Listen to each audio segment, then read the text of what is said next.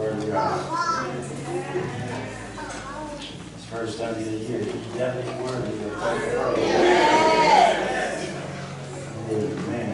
Amen. Do go with me to I'll be reading out the responsive reading was read in our release. But the text would be the same text, but it comes from the Message Bible.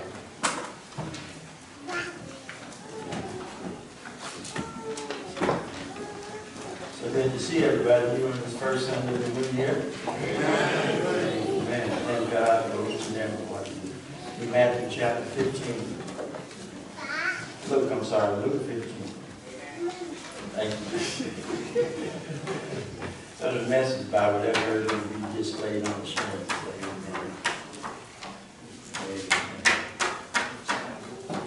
Then he said, there was once a man who had 2 sons. The younger said to his father, Father, I want right now what's coming to me. So the father divided the property between them. It wasn't long before the younger son packed his bags and left for a distant country. There, undisciplined and dissipated, he wasted everything he had. After he had gone through all his money, there was a bad famine all through that country, and he began to hurt, as you may see. We started the year off, I tried to start the year off instead of the foundation for how it's coming forward to the rest of the year. And so today we're going to actually look at the transition and messages will be coming forward. And I think one thing, rather than get going into this new year, is where we're at. So one of the things I want to talk about today is because I got myself into this mess. All right. Come on now. Myself into this mess. Yeah. We can walk in faith, but at some point in our life, we all need to do a self-examination to determine what's happening to us, to determine where we're at. And if we're not where we're at, then what do we need to do to start heading in the direction in which we want to be in? This passage is normally viewed as to show the love of the Father, but also for his children, but also I believe this passage can be shown for how we prioritize things in our life. I also believe that in this text, we can say that we have a faithful God, even when we're not always faithful to him. This passage in Luke talks about lost coins, lost sheep. This text shows us that in certain situations, if we're honest with ourselves, we would have to admit, I got myself into this mess. The only reason why I find myself in certain situations is because after I point out all the things that everybody else, after I get complained with everybody else, mama, daddy, my brother, my cousin, them, who ain't seen since the family reunion in 1962, after we get complaining everybody else, we really have to take a look at our own self and say, I got myself into this. The main character in our text finds himself in a financial deficit. There are a few things I believe that this text demonstrates for us. Number one, the young man had a false sense of entitlement. He had a false sense of entitlement. When we look at in the Message Bible, verse number 11 to 12, it says that the young man wanted something that he really didn't even work for. This young man was looking for hand-me-downs. Verse 11 and 12 says like this, then he said, there was once a man who had 2 sons. The younger said to his father, Father, I want right now what's coming to me. I want mine right now, because you owe that to me. This man has 2 sons, and the younger son says, give me. We got some people in the church that's all they want to give me. I have to be in charge, so give it to me. The younger man, he does not say, Father, can I earn it? Father, what does it take for me to get what I want? Yeah. He don't say, Father, can I work for it? You know, we got people like that in the church. We want everybody to work for us, but we don't want to work. Come on. He does not say, Father, can I borrow what belongs to you? This son views what his father has as something his father owes him. Isn't that amazing that it belongs to the father, but the son acts like it belongs to him? All right. People in the world today assume that just because they're in a certain relationship or a certain situation, that they are entitled to certain things. Yeah.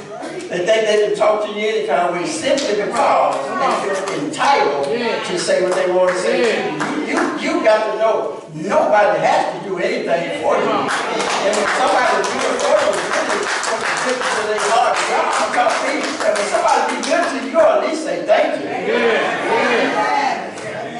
But people in the world today want to live life without any responsibilities whatsoever on their part.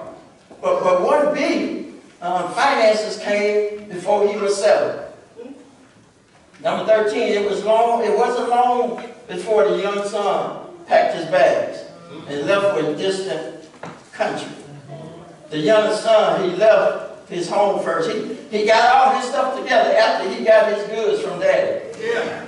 And the text says he wasted it on wild living.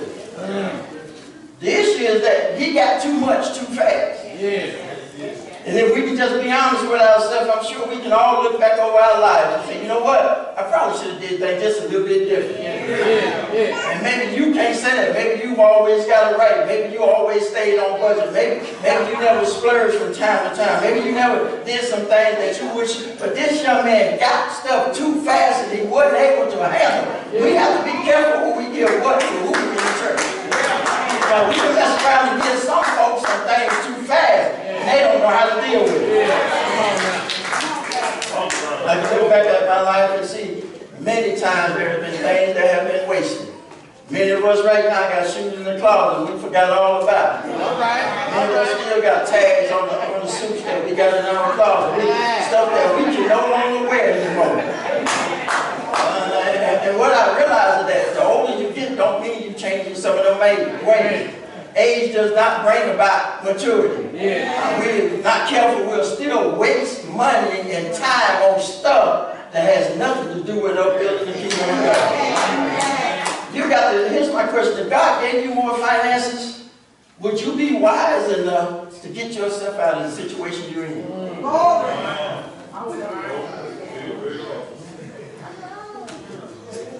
Man, if you hit the lottery, and after you paid your tithes,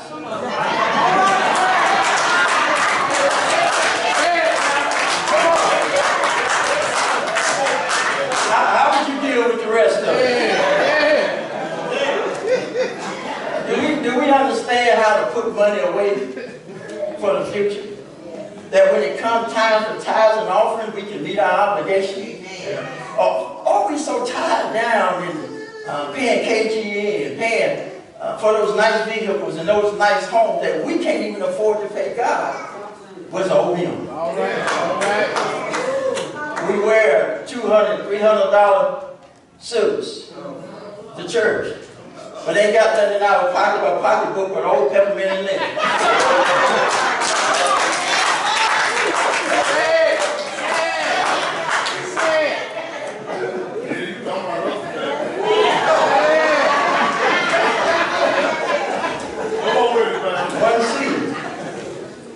To understand the season is not eternal. It's right there in verse number 14. It says, after he had gone through all his money, there was a bad famine all through that country, and he began to hurt. This young man had not been in want. There was a time in his life for favor and feasting. And while he was feasting, he was not prepared for the famine. We got to realize that seasons do change in all of our lives. Jobs change, jobs laid off, jobs shut down. You got to remember that just because you're making overtime now, don't mean you'll always be making overtime. It would be wise on our part that when God is blessing us, that we put something back for when times get rough in our life. So when it does rain in your life, and we don't have to move back home to mom and dad and live in their basement. Yeah, you put some aside. So you don't have to move back home with mom and dad. At least the mom and the dad love to say amen. I mean, you may be doing good right now, but don't get so arrogant thinking that it won't rain in your life. You have to realize that every season we are in, that is the season that you're in. You may not like that season, but that's your season. And you and I have to be prepared for every season that comes our way.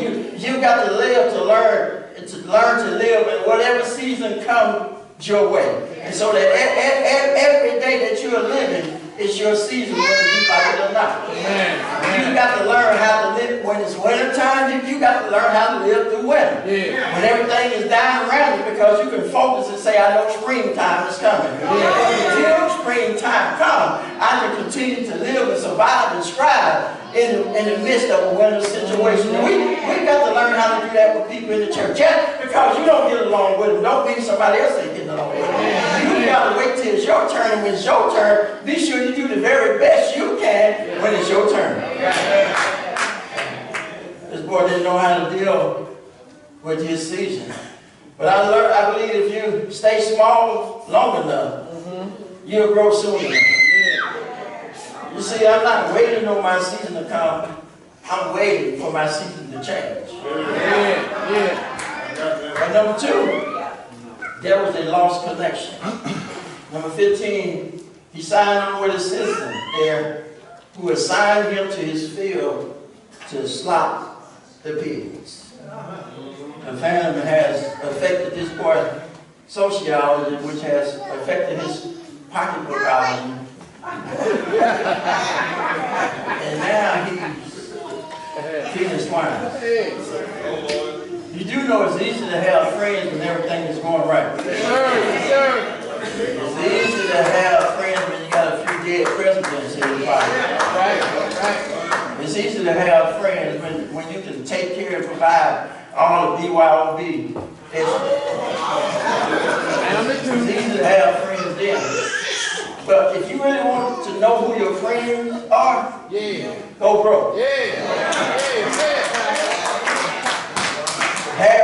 Have car troubles.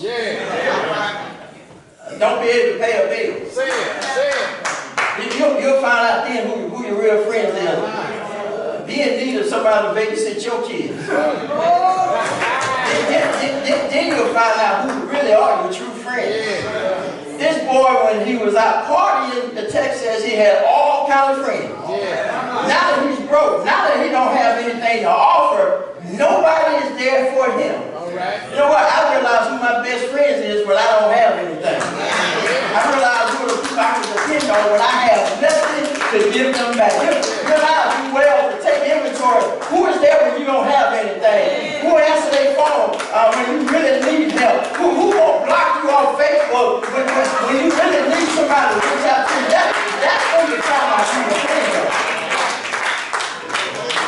To me though, he realized they don't care anything about him, because 15 and 16 says he's slopping the hog. Verse 16 says he was so hungry he would have eaten the cart corns in the pig slop. Nobody would give him anything. This boy's a Jew. It was detestable for him to be associated with swine. I know Brother Gibson ain't a Jew. Every time I looked on Facebook, he had a swine bird. This guy, it was against his lifestyle to be associated with swine. His character is not lost. He finds himself with the same appetite as a pig. And can I drop this in? I don't care how bad things get in your life. Don't you ever associate with animals? I don't care how bad things get in your life. Don't you ever have an animal mentality? I don't care how bad it gets in your life. Some stuff you don't want to eat. Yeah. Some stuff you ought to not want to try. Yeah. Some folks you ought to not want to be around. So just because it's bad in my life don't mean I have to lower my standards. It don't mean I have to lay on my back. So you have to work out to get it. It don't mean I have to try to do something. Don't drop the standards. Yeah. Just because this got rough in your life. Right. This boy has found himself hanging out with some pigs. Yeah. Don't be so proud that you can't go ask somebody for some help. Keep your standards. If you can't keep nothing else, keep your standards. Yeah. Folks may shut your mouth, but don't let them shut you down. Yeah. Yeah. This boy is doing anything he can to survive. He's so bad off, he's developing animal appetite. Now he's picking up apples and animals.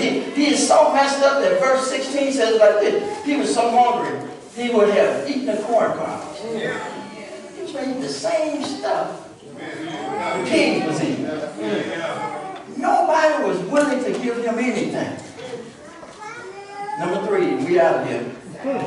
You got to return to your senses. Yeah.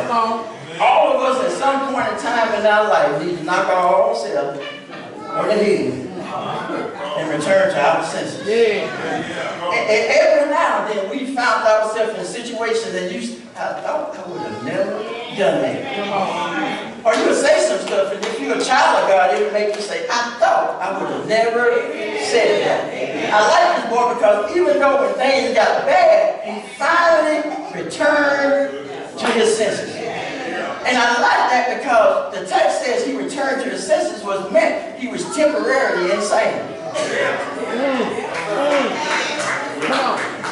Don't you know you and I can do some things temporarily that means we're insane, that we really ain't thinking like we should be thinking?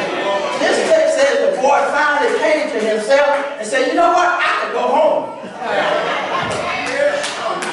He said, I can go home. I know my father's feeding folks he didn't raise, so if he's even giving them 3 squares a day in the car, I know I can go back there and get the same thing. Yeah. You and I, sometime point in our life, sometimes we got to come back to our senses and quit carrying on like we've been carrying on. At some point, we got to realize what I'm doing is crazy. What I'm doing is insane. The way I'm thinking is insane. The way I'm treating folks is insane. That ain't how I want folks to treat me. Come on, Pastor. Say it. Here's another thing. If you're already struggling to pay rent, why are you spending money on chocolate? Popeye's chicken. Wow, trying to make yourself feel good. After you add all of it, you still gonna be broke. At some point, you got to come to your senses. If you're already struggling to pay your bills, why you always out at the mall? Yeah. And y'all get quiet. Why you always running the streets if you already can't pay your tithes and offering? Y'all got real quiet now. Yeah. Come on, If you can't pay your tithes and offering, why you always driving up to the church every 2 years and something brand new?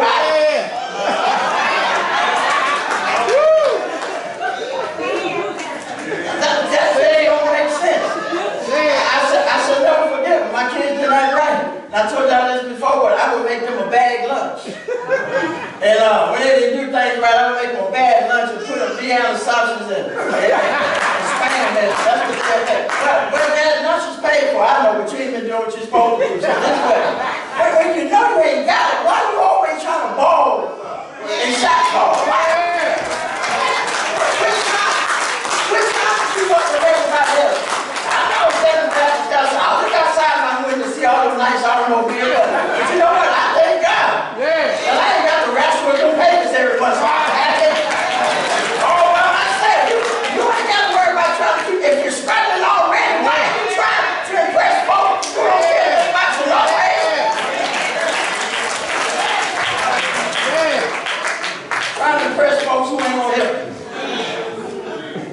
The greatest deliverance you and I can have. Realize we don't have to have all this materialistic stuff. That stuff don't make you who you are. You should never forget, coming up as a boy, I had 2 suits, a black and a blue. First Sunday it was black. Second Sunday it was blue. Third Sunday it was black and blue. Fourth Sunday it was blue and black. So you know I made it to a whole month.